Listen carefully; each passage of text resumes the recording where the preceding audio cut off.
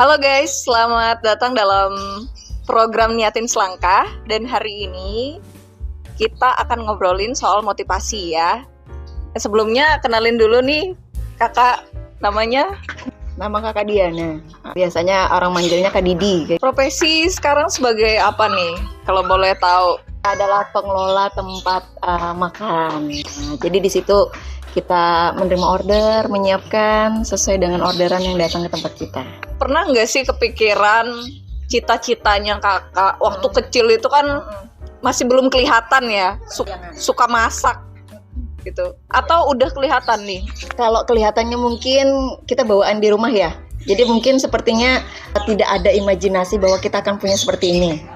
Tapi seiringnya waktu karena kebutuhan, tepatnya karena kebutuhan, kita punya inovasi. Oh, sepertinya aku harus seperti ini untuk mendapatkan ini. Makanya ininya tercipta akhirnya. Boleh nih kak ceritain tentang perjalanan dalam memulai usaha rumah makan ya, Memori Daun Pisang Dahlia. Ya, ini cukup dikenal di Kota Palangkaraya ya. Kalau sebenarnya Memori Daun Pisang ini ada itu karena kondisi ya. Kakak pernah dulu kerja di perusahaan, setelah itu resign. Terus kita itu namanya keseharian itu perlu kebutuhan ya. Ternyata kita suka kesana kesini, suka kesana kesini. Ternyata kebutuhan itu menggerus tabungan kita. Loh, gimana nih? Mau kerja di perusahaan lagi atau mau kerja di bidang lain lagi? Sepertinya sudah jenuh. Akhirnya kita coba, kita coba buka kayak gini deh. Ternyata dengan modal nekat dan support teman-teman yang ayo kenapa nggak buka, nanti kita bantuin promosi.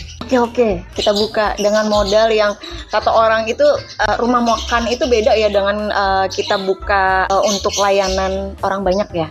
Kalau kita di rumah itu kan kita pakai kompor biasa. Kalau kayak di rumah makan itu kita harus pakai kompor yang memang high pressure-nya. Jadi apinya tuh yang memang harus besar. Dan itu pengalaman yang pertama kali kita pelajarin. Oh, ternyata berwirausaha itu tidak hanya modal nekat, tapi kita harus ada pengetahuan ataupun ada support dari luar. Itu kayak, oh iya, kami tuh pernah, mungkin dari yang senior-senior, buka rumah makan tuh kayak gini. Kami tuh nggak ada sama sekali bayangannya, Dek. Jadi yang benar-benar, ayo kita buka aja apa adanya. Ternyata puji Tuhan sampai di sini sekarang masih diminati dan kita masih dikunjungi sampai sekarang masih ada. Bukanya itu dari, kalau di Memori Daun Pisang Dahlia itu dari 2018 di sini. Jadi hampir 6 tahun di sini udah perjuangannya ya.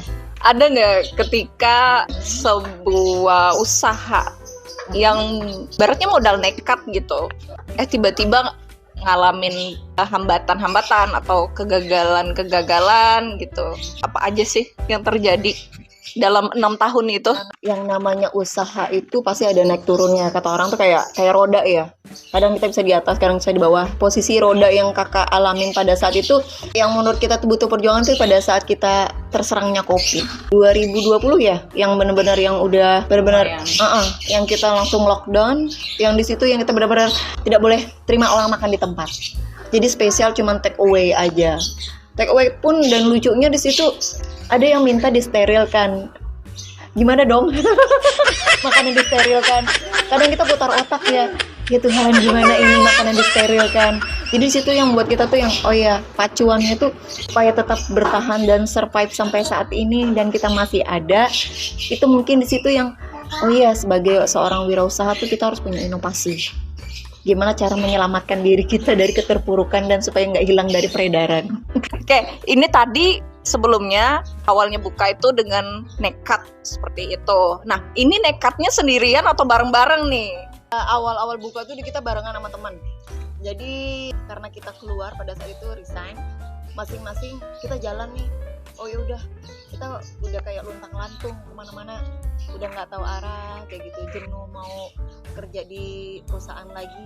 Jadi ya coba, kebetulan waktu itu kita iseng-iseng, kayak kita kumpul-kumpul sore, cobalah kita makan kayak gitu, kita gelar makan di atas daun pisang, terus kita posting. Ada yang nanya, makan di mana? Kita nih apalagi iseng-iseng aja di rumah kayak gitu. Kenapa kalian nggak buka? Kayak gitu kan. karena sesuatu dan lain hal memotivasi kami dan teman banyak yang nanya juga, banyak yang support, kenapa tidak kita buka dengan modal nekat.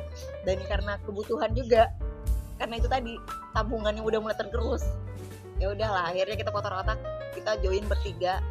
Benar-benar dari modal awal tuh yang barengan semua, dari yang soal bahan baku kita cari bareng-bareng, apa sih yang spesialnya, oh seperti ini, mungkin kayak mulai dari contohnya nasi ya. Kalau nasi putih aja mungkin udah biasa, kalau di sini kan ciri khasnya kita nasi gurih. Nasi gurih itu hampir mirip kayak nasi uduk, cuman tidak pakai santan. Kalau orang di Jawa itu kan keseringan bilangnya nasi lemak. Nasi lemak itu ada berapa jenis, cuman ini kita pakai nasi gurih yang memang notabene tidak pakai santan. Jadi kebanyakan orang memangnya bisa dengan modal nekat, buktinya kita masih ada kok, masih bisa, ya kan. Satu aja yang penting konsisten. Kalau misalnya ada kayak ini kan dalam sebuah ruang lingkup tempat makan itu kita ada yang namanya bahan baku, ada yang namanya SDM-nya, itu pasti akan ada kendala. Pastinya kalau di Palangkaraya mungkin untuk teman-teman yang mau mulai usaha tuh banyaknya itu kendalanya itu kalau untuk bahan baku kurang lebih ya.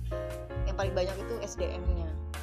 Yang support kita di dapur itu kan kayak tenaga bantuannya, dari yang bantuin kita, dari yang ibaratnya kayak pegawai, kayak adik-adik yang bantuin kita, itu kadang-kadang kita harus memulai dari nol untuk mengajarkan sampai akhirnya bisa. Di situ yang kadang buat kita tuh yang aduh lanjut nggak sih, kalau hilang satu cari lagi kan, ngajarin lagi dari awal. Itu yang kadang buat kita down, kayaknya ini orang bisa nggak.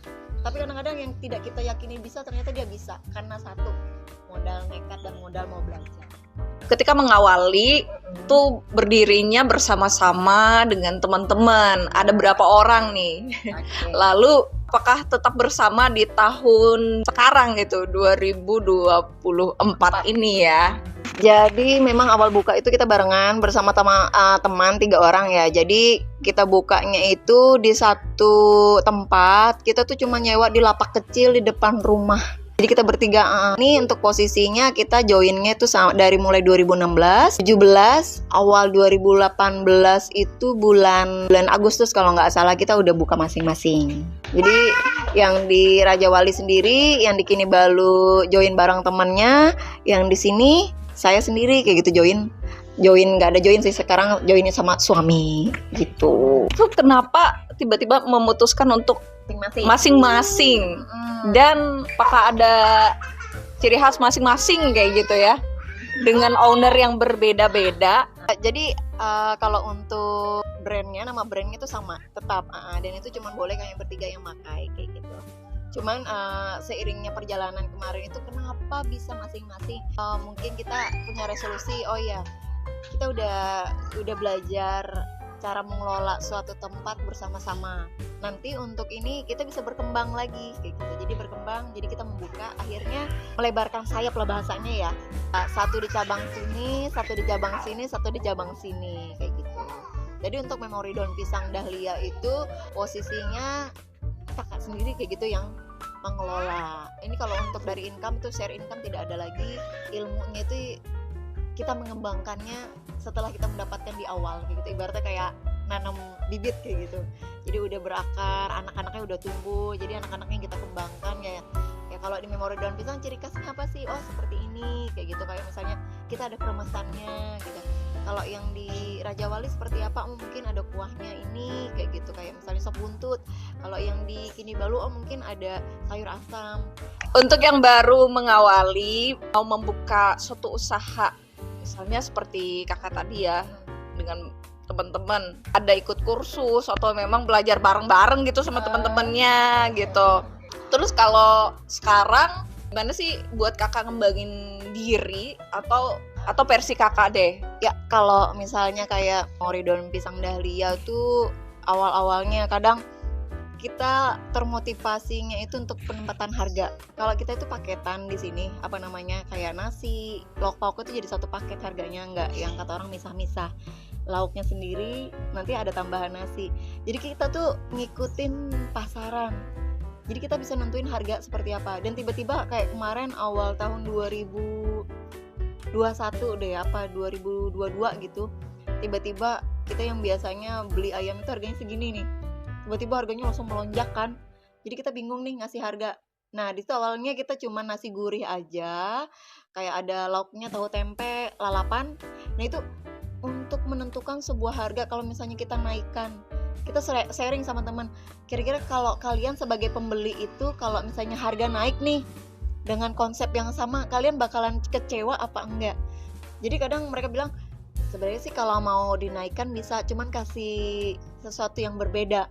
Hal-hal yang kayak gini tuh kita tuh bisa belajar dari online ya. Kayak YouTube kan salah satu membantu tuh. Motivasi kakak tuh kadang-kadang bisa down ya.